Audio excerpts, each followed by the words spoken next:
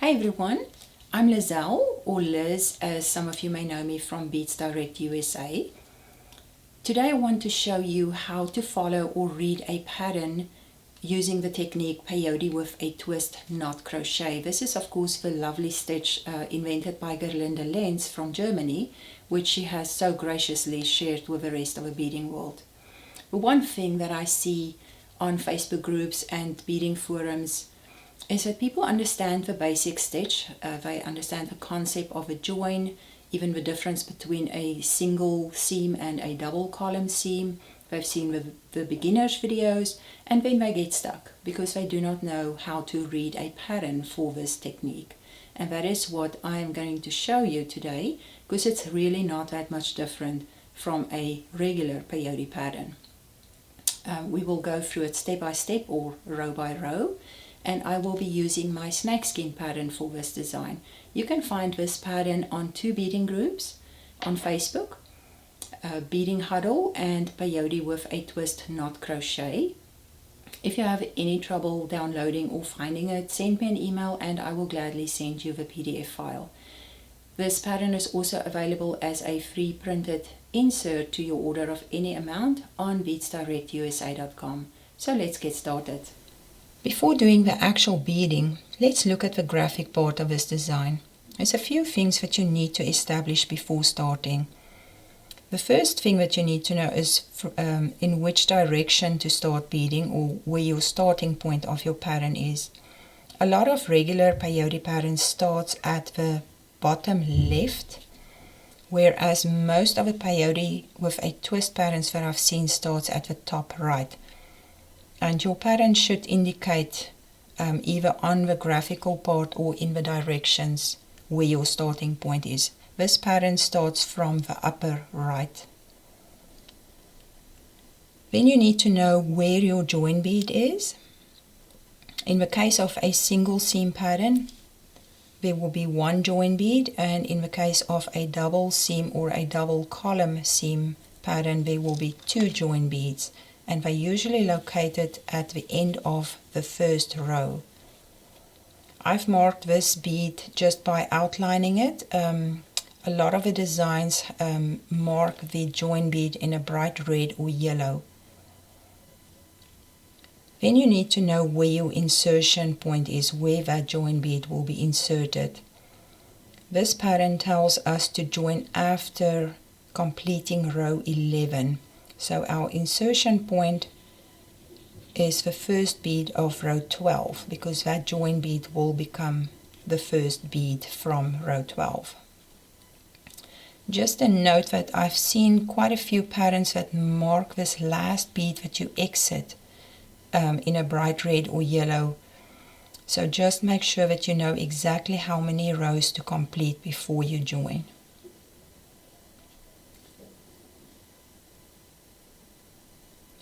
Below this insertion point there's an empty column, and this is sometimes confusing to people just starting out with peyote with a twist. This just indicates to us that this is a single seam join or single seam pattern. If it was a double seam, you'd have two empty columns. And the reason is that we're using the seam bead as the first bead of those rows. So let's look at the beads for row 1 and 2. Just like with regular peyote, the beads for row 1 and 2 are picked up together. And we know that our starting point is at the top right. So we're going from right to left, and we will go in a zigzag fashion to find the beads for row 1 and 2. So it will be 1A, 3C, 2A, 1B, and 3A. For row 3 will come from the left side, will be 1A, 1B, 1A, 1C, and 1A.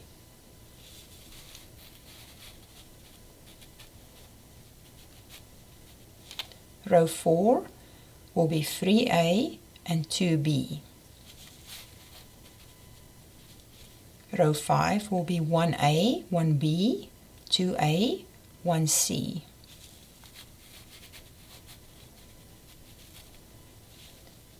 Row 6 will be 1A, 1C, 1A, and 2B. And so you will continue going back and forth and continue just with regular even count peyote up into row 11. So we're ready to do row 1 and 2, which is just picking up the 10 beads that we identified as row 1 and 2. I've laid out my colors and added a stop bead to my thread. The thread that I'm using is Fireline 8 pound in black satin. I am using size 8/0 beads, but you can use size 11/0s. I just thought the 8/0s would show up better on camera. And I will list the colors that I've used.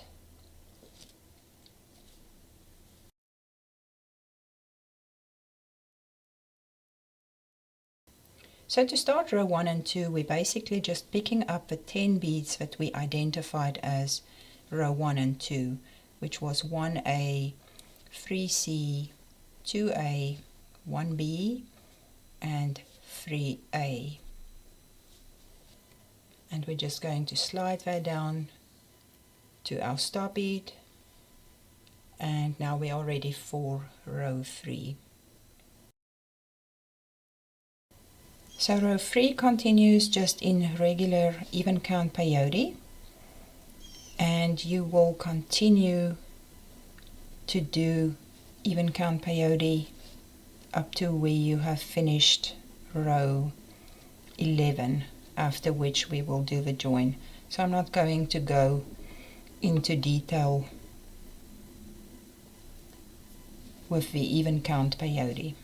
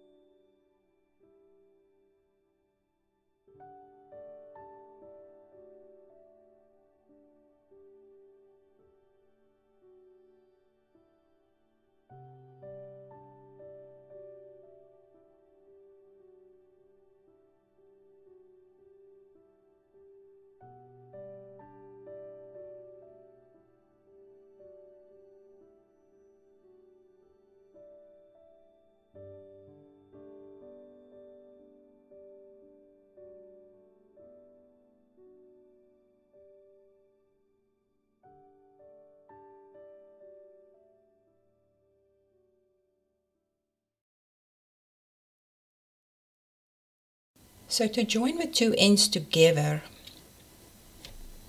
if we look at our pattern, we said that the last bead of row 1 is our join bead.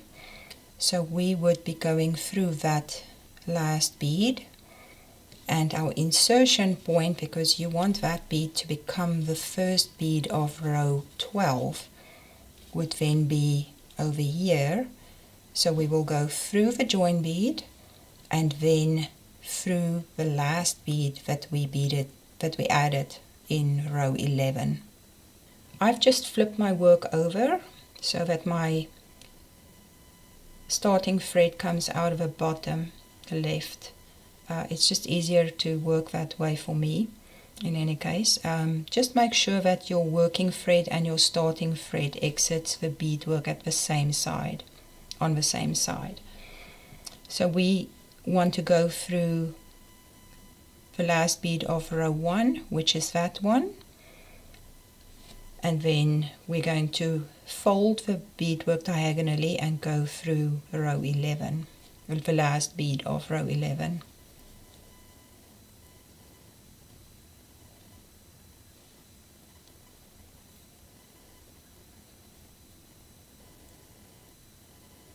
Just gently roll it over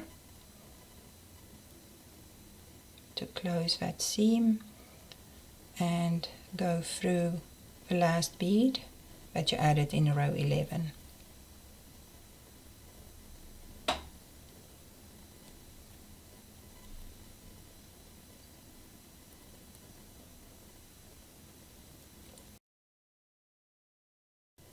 To follow the pattern from row 12 to 19, basically you're just going to continue as you did in the first part that was just plain basic even count peyote, except that we have an empty column. So this point is where you inserted your join bead. So if you carry on with row 12, we'll then have 2A and 2B. Turning around, coming from that side, row 13 will have 1A, 1B, 2A and 1C. Now note that row 12 had 4 beads, row 13 had 5 beads. And this is because for every alternative row, we're using this seam bead as the first bead of that row. So again, row 14 then will have 4 beads, 1C, 1A and 2B. And row 15 will have 5 beads, 1A, 1B, 1A and 2C. And again, you will just continue back and forth until the end of the pattern. So for row 12, we said we would only have 4 beads because we're going in an upward direction. For the rest of the pattern, we will only be using this part of the beadwork, so we will be beading up and down. Going up, you'll always have 4 beads, and coming down, you'll have 5 beads because you're going to use the seam to do a turnaround. So this is just regular peyote all the way up the hill.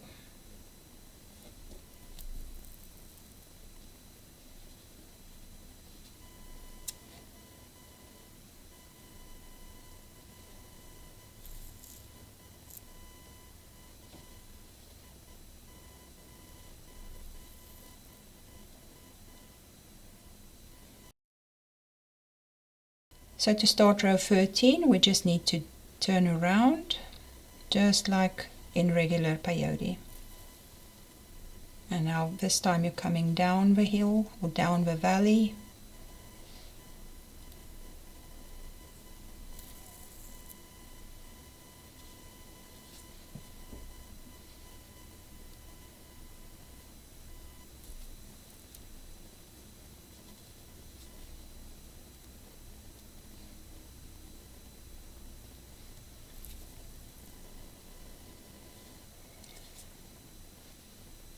Now our last bead is where we need to go into the seam to do a turnaround.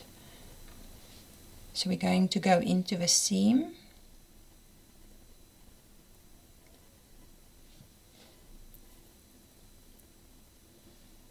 and we come up through the next seam bead and back up through the bead that we just added.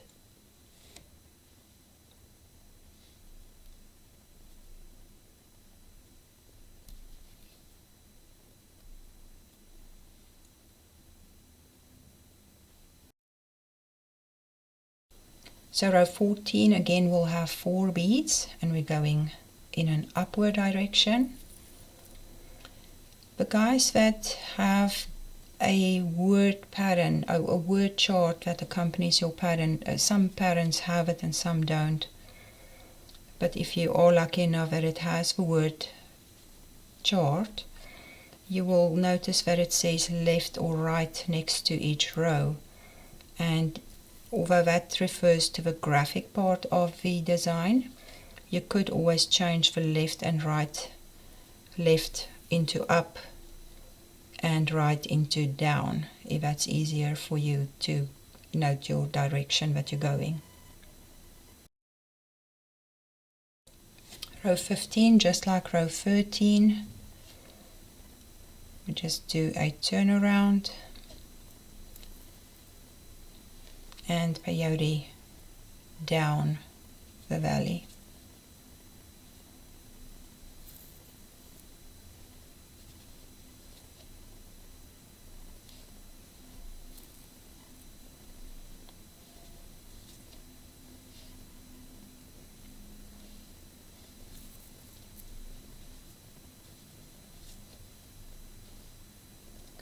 Again, our last bead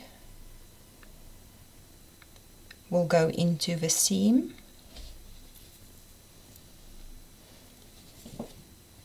and we will use the next seam bead to turn around and go back through the last bead that we added.